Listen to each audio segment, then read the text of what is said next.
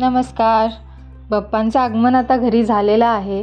प्रसादासाठी तुम्हाला जर उकडीचे मोदक बनवायचं असेल आणि ते कसं बनवायचं माहिती नसेल तर ही रेसिपी तुम्हाला एकदम युजफुल होईल. तर चला आपण रेसिपीला सुरुवात करूया. तर इथे मी अर्धी वाटी गूळ घेतलेला आहे, विलायचीचं पूड घेतलेलं आहे, 1 वाटी तांदळाचं पीठ घेतलेलं आहे, 2 चमचे दूध घेतलेलं आहे, 1 वाटी ओलं खोबरं मिक्सरमधून फिरवून घेतलेलं आहे, तूप घेतलेलं आहे आणि 1 वाटी पाणी घेतलेलं आहे. आपण घेणार आहोत मोदकाचं सारण. त्याच्यासाठी मी आता इथे तूप घालते 1 चमचा. त्यामध्ये आता आपल्याला हे ओलं नारळ घालायचं आहे. 1 वाटी घेतलेला आहे. आता आपण ह्याच्यामध्ये घालून हे परतून घेणार आहोत.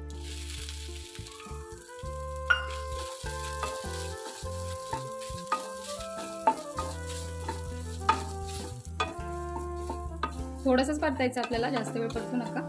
त्याच्यानंतर आपल्याला ह्याच्यामध्ये घालायचं आहे गूळ. गूळ तुम्ही कमी जास्त करू शकता तुमच्या इच्छेनुसार. आता आपण ह्याच्यामध्ये घालूया गूळ. हे अर्धी वाटी गूळ घातलेला आहे. तुमच्या आवडीनुसार तुम्ही कमी जास्त करू शकता, जसं मी मगाशी सांगितलं तसंच.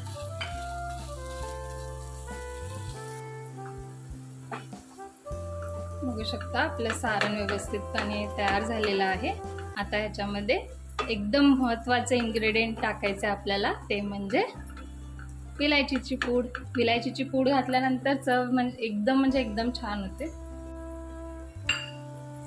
मस्त असं सुवास दरवळत आहे घरात. चालेल, आता आपलं हे सारण रेडी आहे. आता ह्याला आपण बाजूला काढून ठेवूया आणि उकड काढून घेऊया. आता आपल्याला तांदळाचं पीठ उकडून घ्यायचं आहे. आधी आपल्याला इथे 1 कपभर पाणी घालायचं आहे. त्यानंतर ह्याच्यामध्ये आपल्याला घालायचे 1 चमचा तूप. थोडंसं तूप घाला. थोडंसं घालायचं आहे आता आपल्याला ह्याच्यामध्ये मीठ.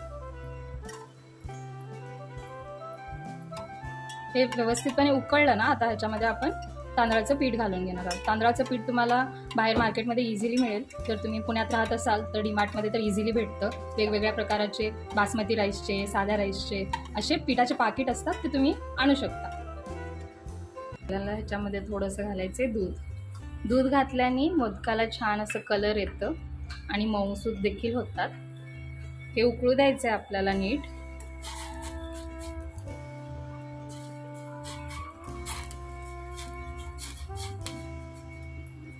बघू शकता पाणी आता व्यवस्थितपणे उकळलेलं आहे. आता आपण ह्याच्यामध्ये घालूया तांदळाचं पीठ. इथे मी 1 कपभर घेतलेलं आहे तांदळाचं पीठ. आता मी ह्याच्यात घालते. हे घातल्या आपल्याला ढवळत राहायचं आहे.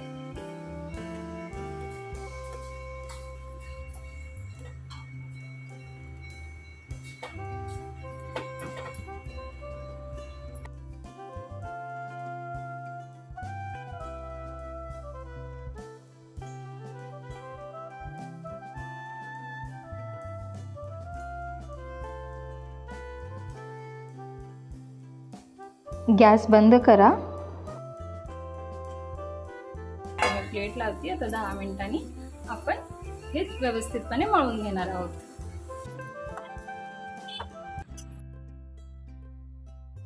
पीठ जर गरम असेल तर तुम्ही अशा पद्धतीनं वाटीने मळून घ्यायचे.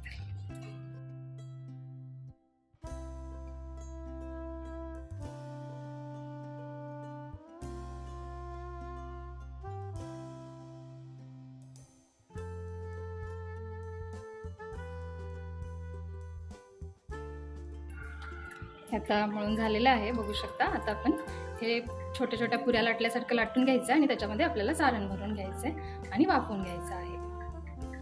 आता आपण मोदक बनवून घेऊया.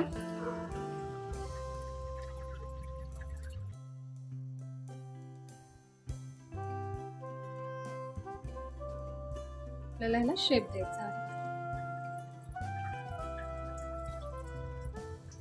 अशा प्रकारे हळूहळू करा.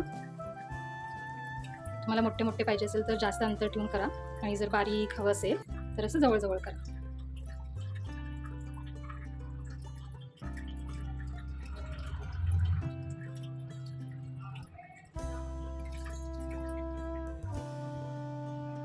खूप सावकाश आणि हळूहळू बनवावं लागतं, नाहीतर मोदकाचं शेप आपल्याला जसं हवं आहे तसं नाही मिळणार.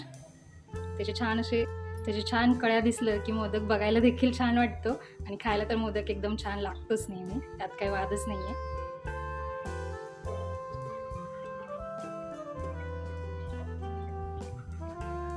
बघू शकता हे झालेलं आहे व्यवस्थित. आता आपण ह्याच्यामध्ये सारण भरून घेऊया. जितकं हवं तितकं सारण घाला. आता आपण हे मस्त वळून घेणार आहोत.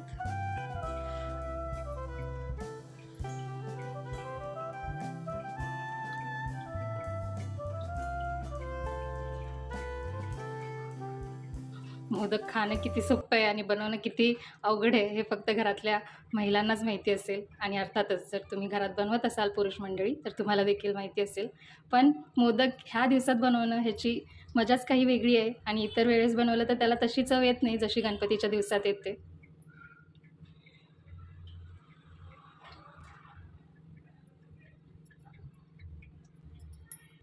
झालं आपलं मोदक तयार झालं.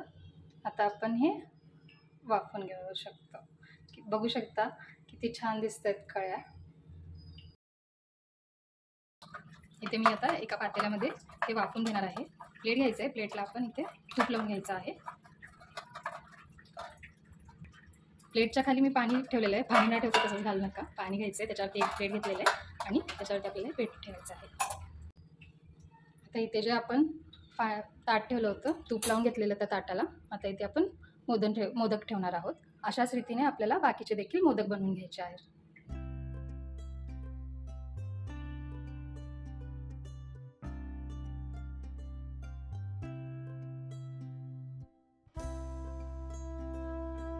आता वरती आपल्याला केशर घालायचं आहे, ऑप्शनल आहे.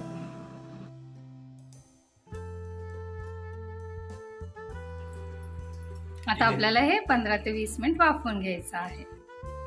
15 मिनिटानंतर ना आता मी वरचं झाकण काढते. बघू शकता किती मस्त दिसत आहेत मोदक आणि टेस्टला तर एकदम भारी झालेले, एकदम अचूक प्रमाण आहे. तुम्ही पण ह्याच पद्धतीनं बनवा आणि मला कमेंट करून नक्की सांगा.